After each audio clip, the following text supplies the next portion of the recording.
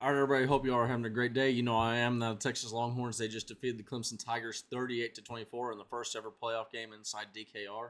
Now the Texas Longhorns will be moving on to go play the Arizona State Sun Devils in the Peach Bowl in Atlanta. So the Texas Longhorns just lost to Georgia in Atlanta. Well, we're going back to Atlanta. Need to get a W this time in Atlanta. So before I get into anything else, if you like the video, drop a like on the video, subscribe to the channel, and then comment down below your thoughts on this win. This is a good win today. Uh, and we'll just go ahead and start off with who I thought. Granted, this is just immediate reactions. Immediate. I, couldn't really see too much on the field. When I say this, I mean it's a lot easier to come away with takeaways and have more well thought, put together thoughts. When you watch it on film, you can rewind, watch it again, rewind, all that good jazz. And when you're in the stands and sometimes you don't see things, you're at a parallax view. Things you think there's a first down, there's not. You get what I'm saying, right? It's a lot easier to have takeaways on your couch versus being in the stands and actually cheering and lose your mind. Now, often we'll just go with players of the game to start off. Offensive player of the game, I got to go with my guy Jaden Blue. That's my boy. Y'all know I've been pounding the whole table for Jaden Blue all season long, and this is the Jaden Blue that I thought we were gonna have all season long. His speed was just elite. It was on full display. Uh, but even more so than the speed and athleticism. That you know what you're getting with Jaden Blue, right? His effort, holding on to the football. He was holding on to that ball tight. Just hurdling guys, and then as soon as he's done hurdling, he's already back to sprinting, right? I'm like Jaden Blue, man. He really showed me something today. Love to see that. If we need more of that from Jaden Blue, especially if we want to go out and win a national championship. Defensively, I know there's probably some other guys that like they and this is where, hey, you know what? I may be just completely off base here, but I'm gonna go with Michael Taff. Because Michael Taff, I think he made not only it's not necessarily the amount of plays that he made, it's the plays that he made when he made them. He made some really key plays that really kept this game to be a 14-point victory. It could have been a lot. It could have been quite a bit closer than it actually was. So, those are my players of the game right off the top of my head, and let's just go ahead and hop right on into. Come on now, sorry. Uh, let's go ahead and hop right on into this. So we're gonna be looking here. This is the box score. Cade Klubnik. This is the first game over 207 yards that Texas has allowed. 336 yards, 3 touchdowns. He did throw 1 interception. He could have had a couple more. LaFau was really close. He almost had that one-hander. LaFau almost had that one-hander. That was really, really close. The running game, we did. They did not use Moffa as much as I think I or many people would have thought, but that's because they got down to a 21-7 deficit, and they really couldn't run. They couldn't run much. And I mean, Cade Klubnik was most of the rushes. That dude, hey, Cade's a baller. Okay, Cade's a baller now. That it is what it is, right? Let's call it what it is. I would have been very happy to see him in the burnt orange the last 3 or 4 years, but I'm more than happy with Quinn Ewers, as many of y'all may know and can tell. This was a good day. Gunnar Helm, back to his old ways. Gunnar Helm looked like a beast today. Like, just absolutely just sunning dudes. Effort was on an all-time high from Gunnar Helm. Matthew Golden looked like he could. Matthew Golden, let's just call it what it is, had a lackluster day today, as well as Malik Muhammad. It is what it is. Malik Muhammad, there were multiple times that he was in position, it seemed, and then he took himself out of position to allow the Clemson defender to make a play. Now, I'm not going to sit here and say, I'm not sitting here and saying he wanted the Clemson guys to make a play, right? That's not at all what I'm saying. He was in the correct position. Had for some reason didn't think he was in the correct position and took himself out of it, and it allowed a few plays to be made. So it is what it is. But Matthew Golden. I mean, he did. Let's just be honest. He did have a forgettable day today. Ryan Wingo, he had some really nice plays. I thought. DeAndre Moore, he didn't really show up too much, but I mean, it is what it is. I'm not going to sit here and act like he had a bad game or anything like that. I'm not really able to tell. Silas Bolton, I don't remember Silas Bolton fumbling. I'll have to go back and watch for when that happened. That had to have been on a punt return or something.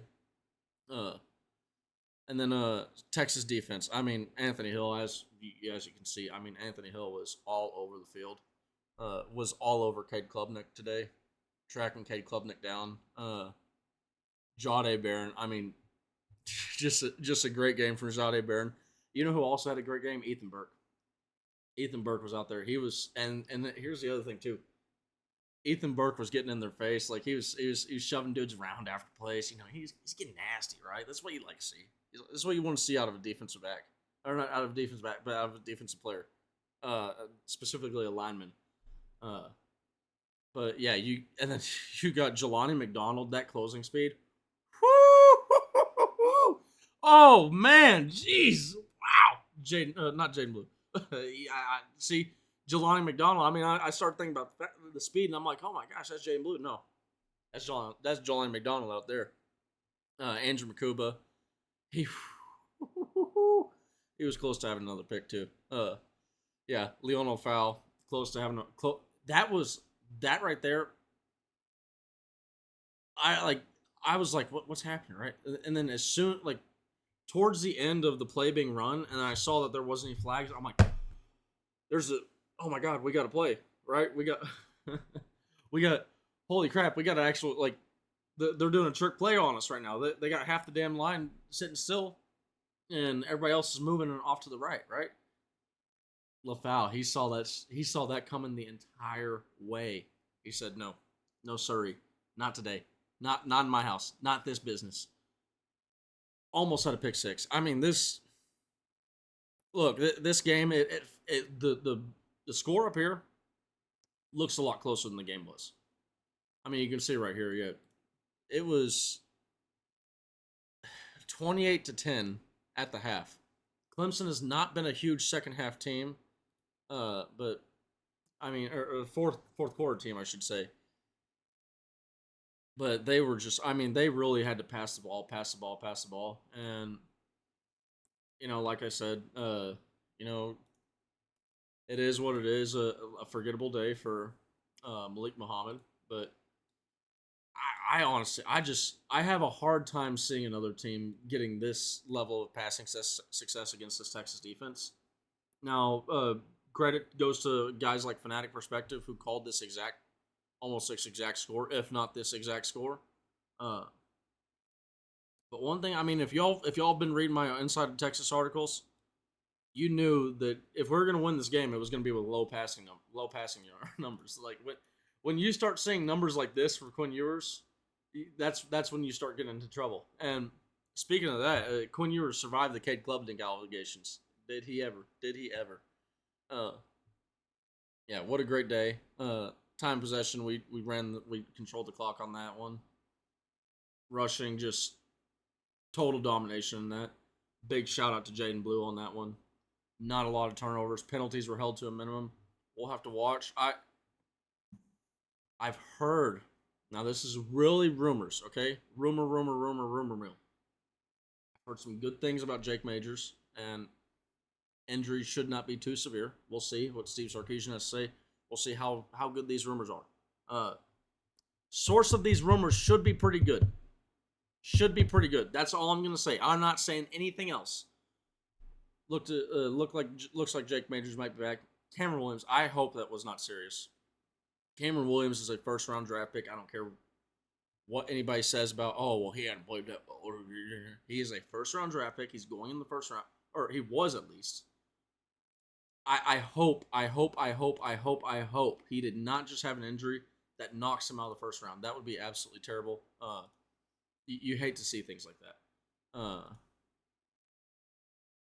Yeah, so I mean that's kind of my immediate thoughts, immediate reaction on the Texas Longhorns win over Clemson. We really, it, It was belt to ass at the very beginning. Belt to ass. There's no hiding away from that. It was belt to ass. Uh, didn't close out as strong as I'd like. I want to see Texas strong, close out stronger as we go on in the playoffs. But next game is a very hot team against Arizona State. Hopefully, their time that they've had off has kind of cooled them down a little bit. We'll have to see about that. And then hopefully we'll see. Right now, it's looking the score right now at this moment. It's about to go in the half. 21-10. Ohio State is leading over Tennessee, so we'll have to see how this game goes. But, yeah, another real. I don't like this, right? But it is what it is. We got to talk about something. About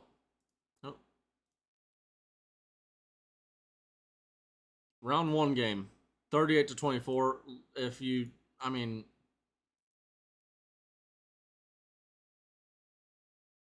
I'll go back to the bracket. So 38-24, right? If you watch this game, like I said, the end score is a lot closer. There was not a point in this game that I ever felt like we were going to lose this game. So to almost like reverse the feelings, right? Let's just go with the inverse of the feelings that I had versus Georgia. I like the first half you're feeling like, oh shit, here we go. Then the third quarter happens and we get down 8. It's not feeling oh shit anymore. Like we actually things are starting to happen. This is real. Texas is coming back and we're gonna win this game. There was no point that I ever felt like Clemson fans ever had that thought. I never had the thought of, oh, Clemson is going to come back in. They're going to creep back in and win this game. It was going to take miracles on miracles from God himself delivered to Dabo on the sideline for them to win. But 38-24, 38-10, 27-17, 21-10 right now so far. This isn't good for the playoffs. This is not good for the future of the 12-team playoffs. At this rate, it's looking, if we have another year like this, I can almost guarantee you or promise you we will go down to 8 or less teams. Right now, Tennessee needs to show something against Ohio State. Otherwise, we're running into some dangerous territory of we might only have had 2 years of a 12-team playoff, and then that's it. Now, I'm not saying that's completely wrong or anything like that. It is what it is, but I'm just saying let's be careful. Let's realize that we may never get a home playoff game ever again. If Texas gets a bye next year and they go away with the 12-team playoff and there's no home playoff games, which I hope there are home play. This was an amazing environment.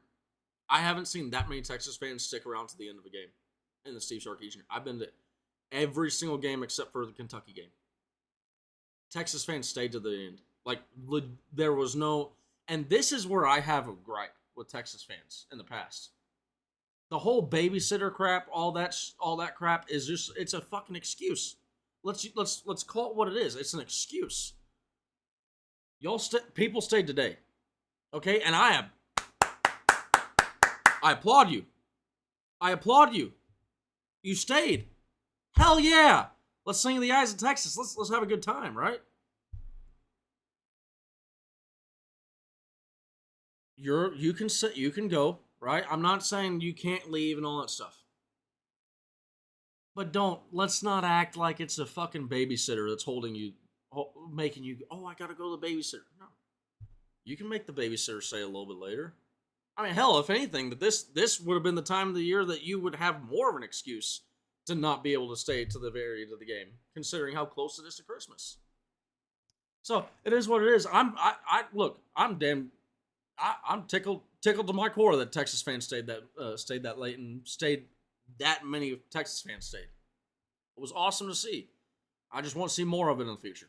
But all right, everybody, hope you all have a great day. Hope I didn't piss you off too much at the end, and hope we go beat the Arizona State Sun Devils. Let's go full belt ass on them in Atlanta. All right, everybody, hope you all have a great day, and it is time to start on that Ever Play video right now. So I'm getting right on that. All right, everybody, and as always, hook.